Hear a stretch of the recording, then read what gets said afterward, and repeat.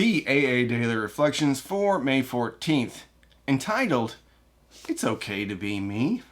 Time after time, newcomers have tried to keep to themselves certain facts about their lives. They have turned to easier methods, but they had not learned enough humility. Alcoholics Anonymous, page 72 to 73. Humility sounds so much like humiliation, but it really is the ability to look at myself and honestly accept what I find. I no longer need to be the smartest or dumbest or any of the ests. Finally, it's okay to be me.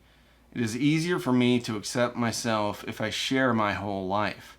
If I cannot share in meetings, then I had better have a sponsor. Someone with whom I can share those certain facts that could lead me back to a drunk, to death. I need to take all the steps. I need the fifth step to learn true humility.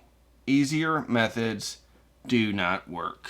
You know, I think the most frustrating part is when I see somebody come in and I see myself in them, because you don't really get the program, or I didn't really get the program until I had the gift of desperation. And I did not have the gift of desperation until I was truly beat down and finally humble enough to start doing what was suggested that I do.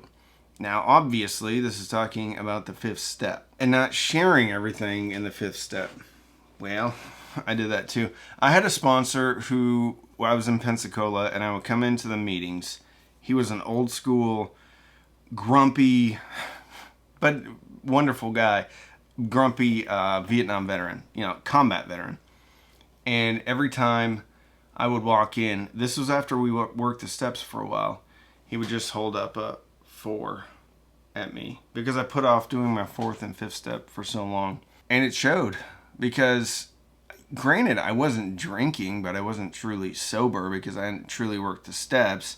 And when we worked the steps, experienced a spiritual awakening. I always thought that I was special, that I was worse or better than everybody else in the meetings, that this program couldn't work in my life because I was so dreadfully unique, that nobody would understand what I've gone through, that nobody would understand what my life looked like. And the truth is, I was just a garden variety drunk, no better, no worse. The more meetings I attended, the more that I started to see that was the truth. And I am kind of dumb, because it takes a preponderance of evidence for me to start seeing what reality is.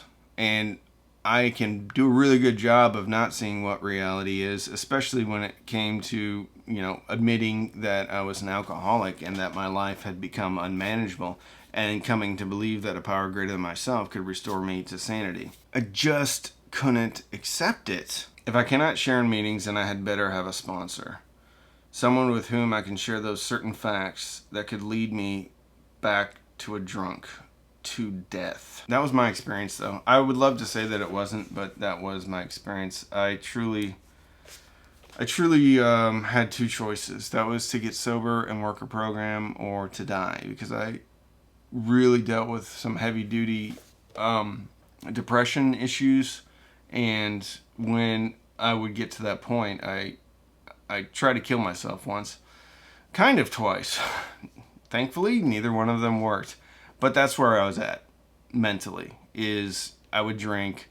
I was so depressed that was my solution. So it was choose door A or door B. Humility sounds so much like humiliation, but it really is the ability to look at myself and honestly accept what I find.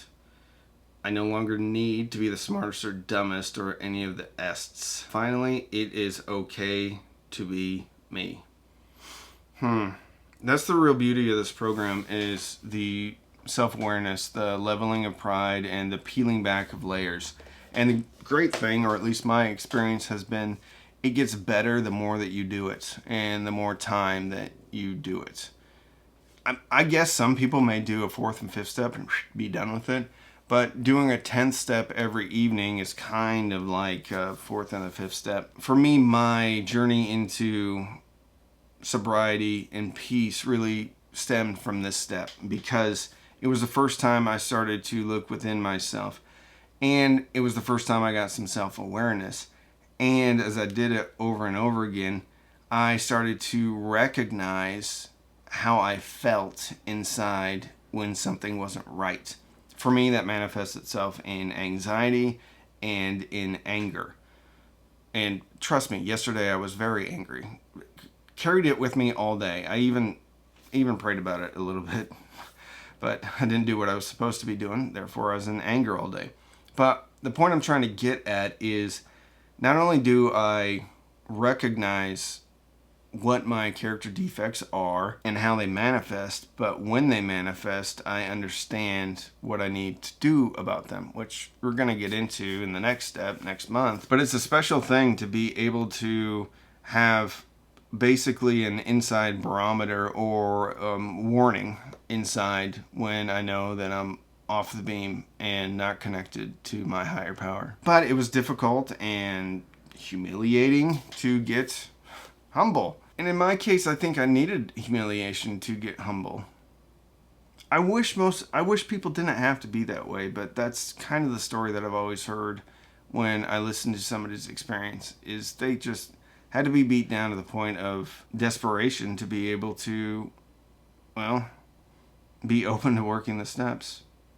So, the gift of desperation is the biggest gift that we get if it gets us into the steps and into the program. Anyway, that's it. I have to take the kids to school. If you're trying to get sober, go to a meeting and get a sponsor. If you're sober, go to a meeting and talk to your sponsor.